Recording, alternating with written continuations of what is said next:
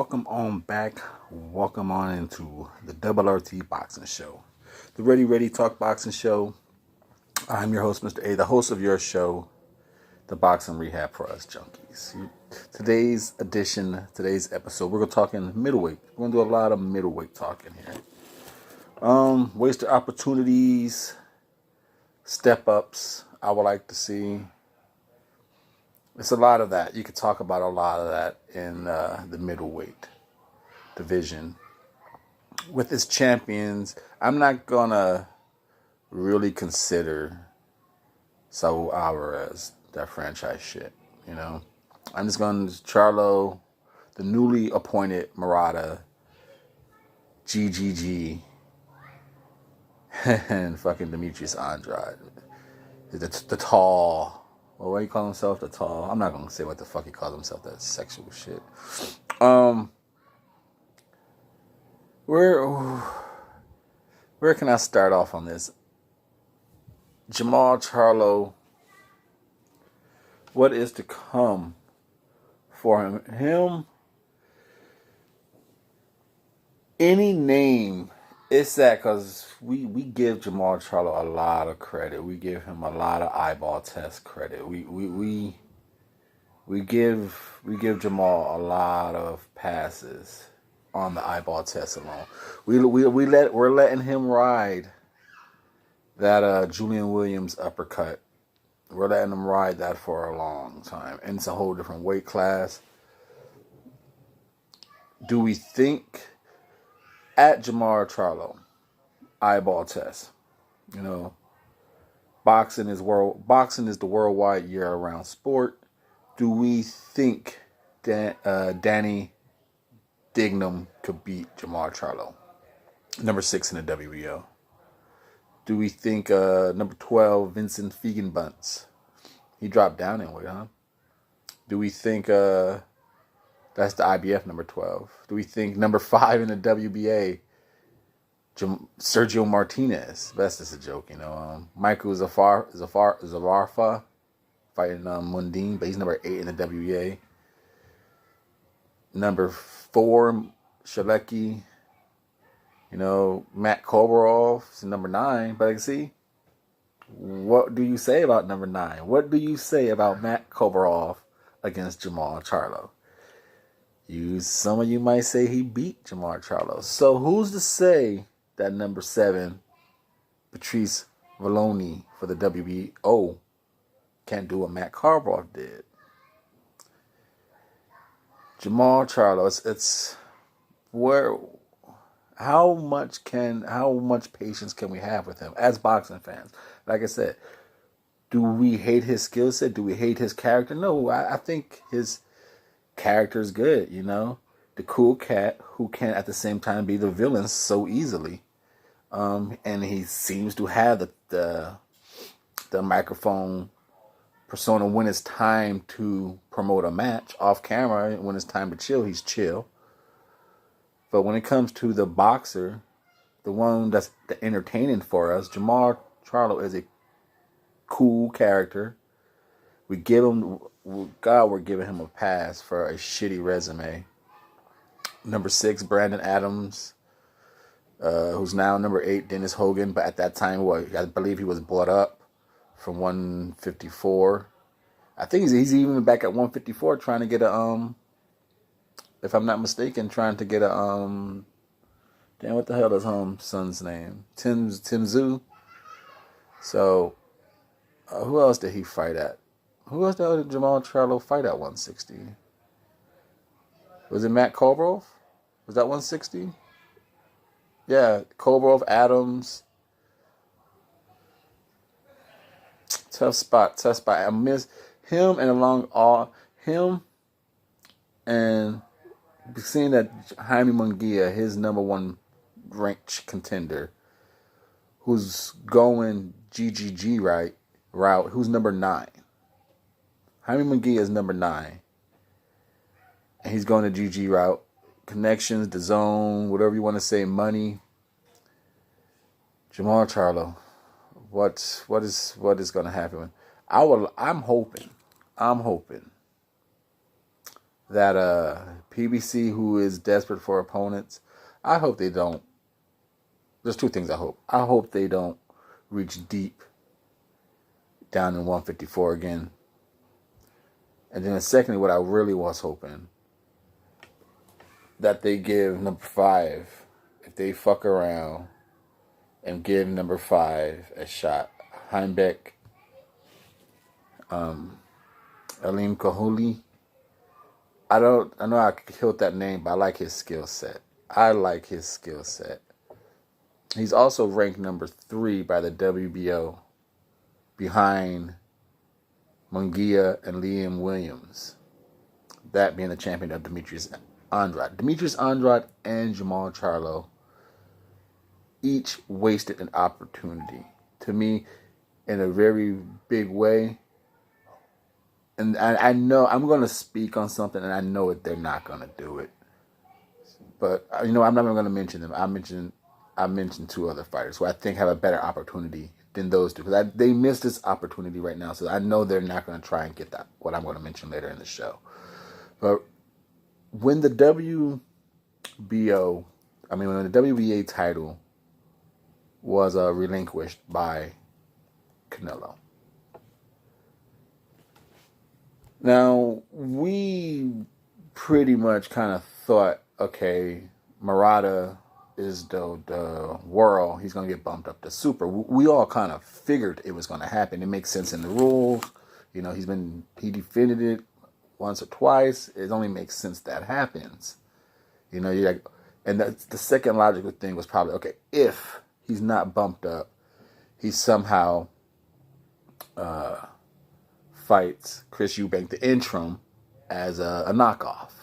Makes that also is a non-argumentative solution. It's like, okay, that's perfectly fine with me. As a B, you have these 2 belts, fight for that 1 belt. Cool. If not bump up that champion to super champion. It makes either way. The WBA would have been some cool sounding people with that, and the logical choice is they just bump Murata up. Perfectly fine. But the missed opportunity, at least publicly, at least to throw nuggets at his boxing fans, to show you one, is to show you want to do something. Charlo and Demetrius Andrade. Let it publicly known. Work with the WBA. Shown they'll work with you if you buy it. Klitschko did with Joshua. Yermy Riengendow went up a whole bunch of weight divisions to fight Lomachenko with the belt. They ended up fucking taking the other one off. I'm like, dude, we gave you a belt. You want to do some stupid shit to go to a weight class? You're gonna lose your fucking belt for doing stupid shit. But they'll work with you with a title. Not this champion, not that champion, in Andrade and Charlo. Did they make a petition like, hey, can I get a unification? Fine.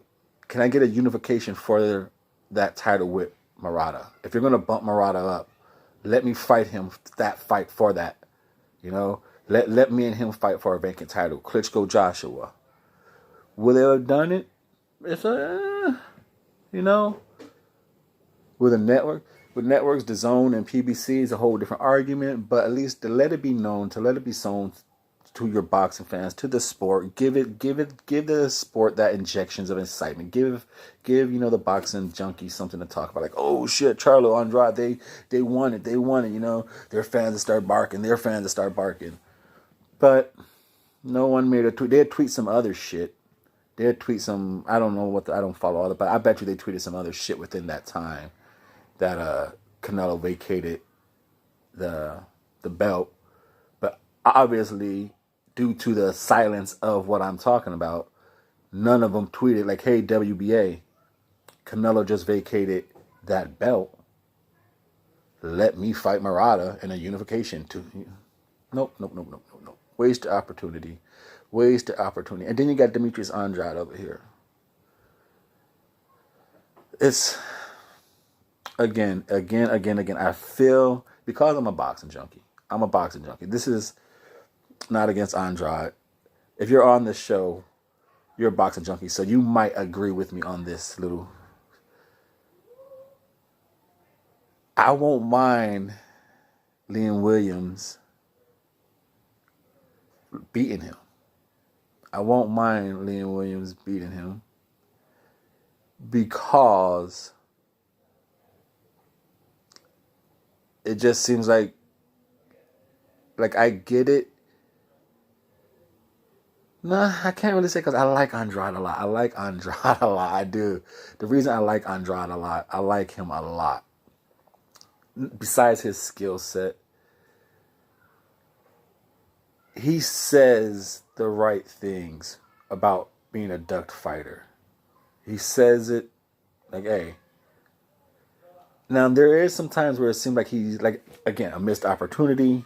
He didn't at least make it publicly known. Like, hey, WBA, I want a unification. Like, there is moments where he talks, he wants to fight. He wants this fight. He wants that fight. And yes, he has been public, but that would have been nice.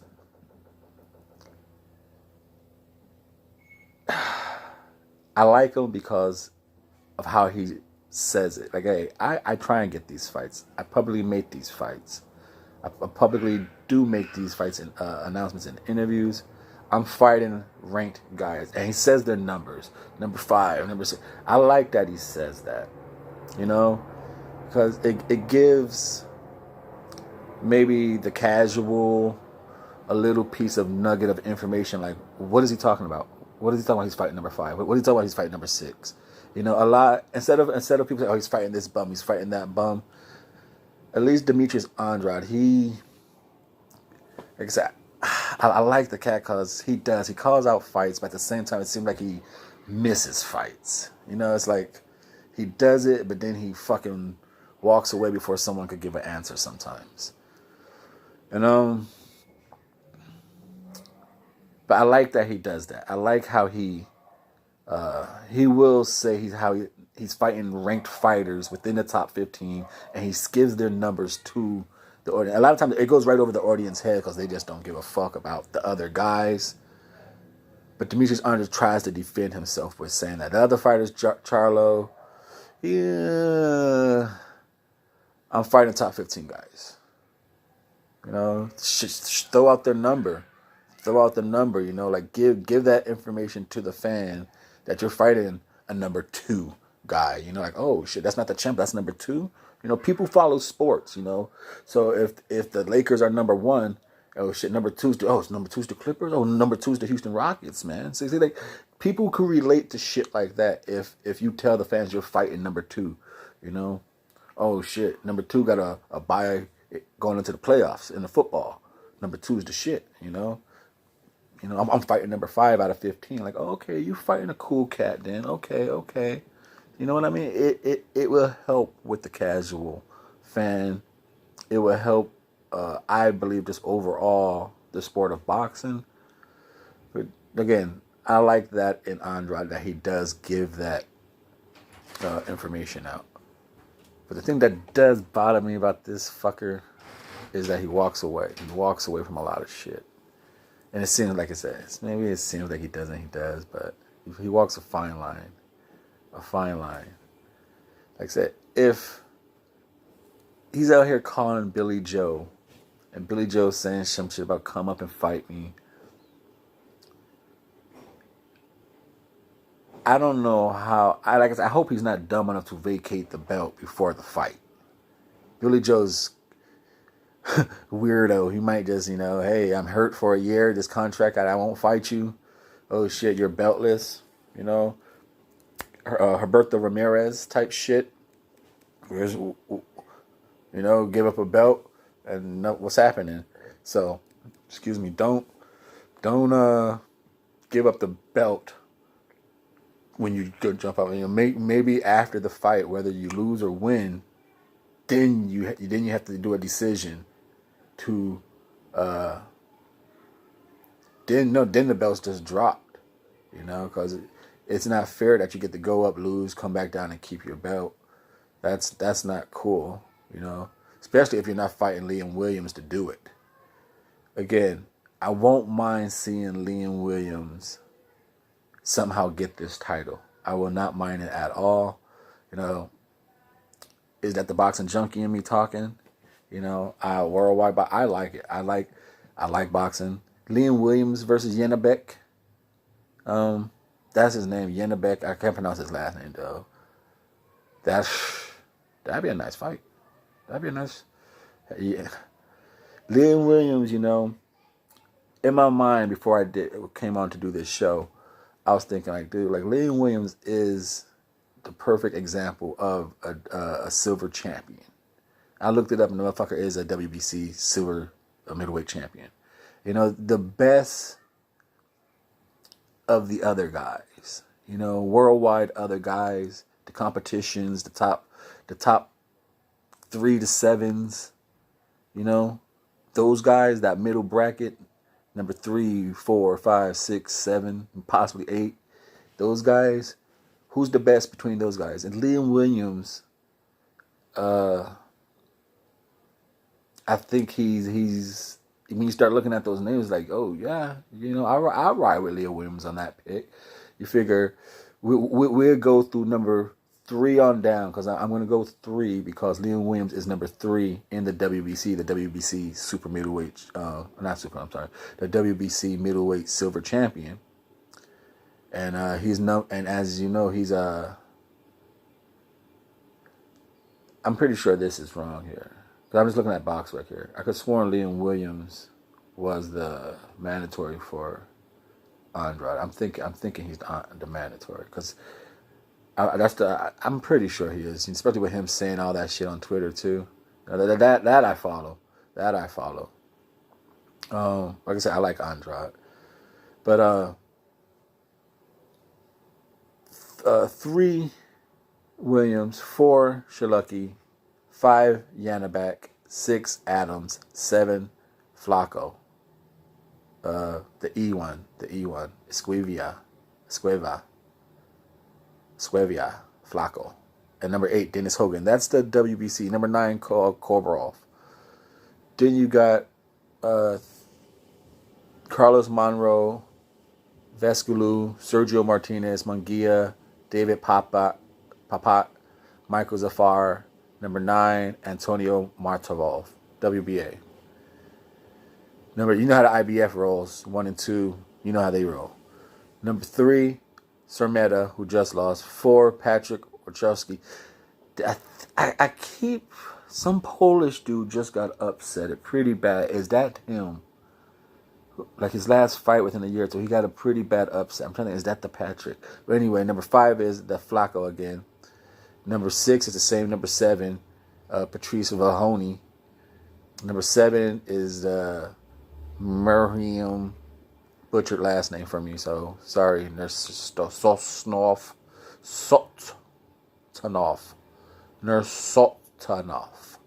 Dennis, I believe number 8, Dennis Rodnov. I think that's Hot Rod.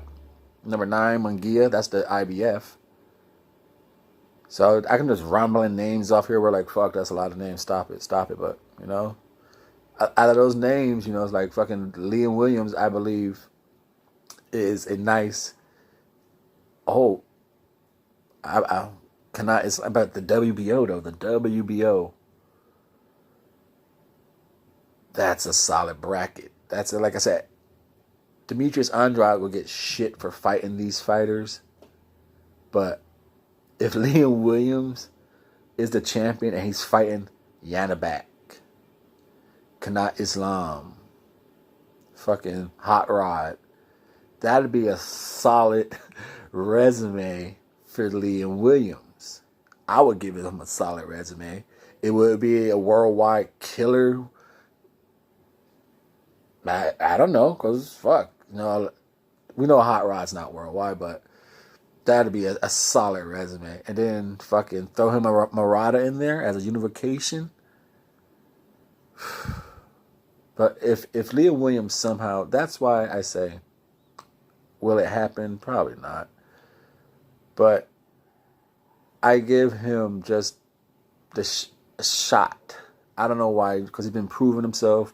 He seems to have improved. I forgot who he went with coaching wise, but I just think that he fights with a good enough jab. It'll be entertaining. I won't mind seeing him, even though I like Andrade.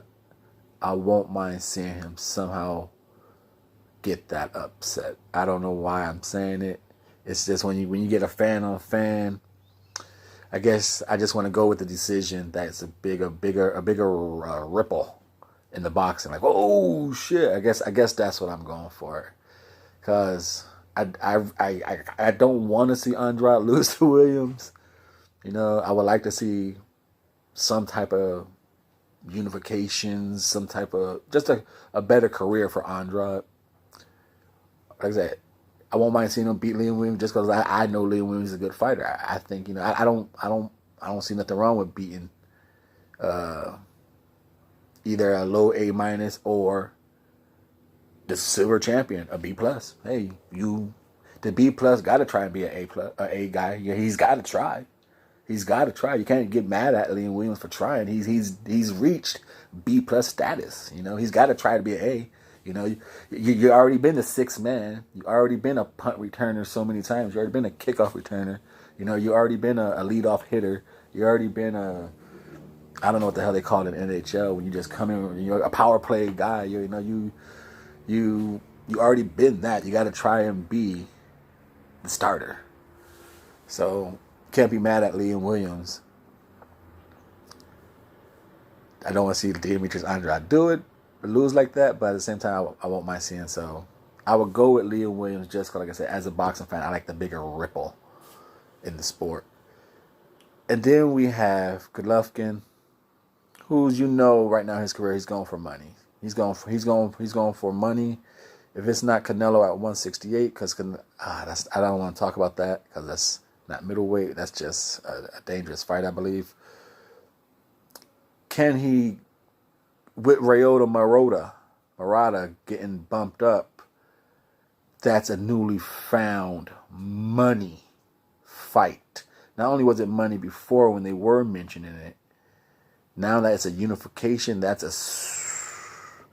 not Canelo money, but going to Japan, that's a nice out of nowhere pandemic boxing money. That's like, holy shit. You know, you just might found a lesser risk with a nice reward. Maybe not as big a reward against Canelo victory, but if you're going to say in comparison to A package versus B package is definitely lower risk, higher reward against Murata, I would think versus risk versus money for Triple G. If the fight happens soon, you can't get too older, continue to advance in age. You would think package B is a much better deal. Go with the less technical fighter, the slower footwork, and I would think Triple G has a very good chance at becoming a unified champion against Murata, as I believe he's, as for the two fighters, the more skillful in the straight up and down style. It'd be interesting to see whose fucking jab's gonna break through, right? You know, that 1-2, that power work. It's a real solid fight. It's a real solid fight. Again, missed opportunities. Like I said, would they have got the fight over Triple G considering this news? Probably not. The missed opportunity of Charlo and Demetrius at least to tweet it out to the WBA. At least however the hell the media would have got the hold of the news, or just write it. However it happens, you know, email it strictly to the committee, the board table of the WBA. Hey, we want a unification match for the vacant title with Murata.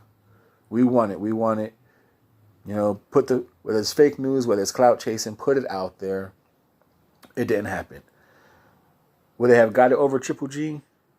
Anyway, in Murata's choice, probably not. That's a nice money fight. Considering that. And if this plays out this way, it can play out this way. Oh my goodness. Now imagine with the newly signed Sutherland Promotions fighter Chris Eubank Jr., who has worked with Eubank before in the middleweights, WBSS, who has worked with a Japanese boxing committee organization, the branch with Inui in the tournament. So Sutherland Promotions works with that area in boxing. With that signing, imagine the interim WBA champion, Chris Eubank Jr., getting ready to fight. Who's out there? Chris Eubank Jr. He could get himself. You would think, would they give him a nice warm-up fight, or they straight away give him to Murata as a warm-up fight? You signed him, your first fight against Ryota Murata, and then Murata fights Triple G at the end of the year on their New Year Eve's bang. You know how Japan likes to do that shit. They like to end big. There is no fucking bigger fight than that right now. Japan will fucking have a... Can you imagine how they... So we won't let our brains melt out of our ears right now for that. We'll go back. So, Chris Eubank Jr., Sutherland signing. Works with the Japanese boxing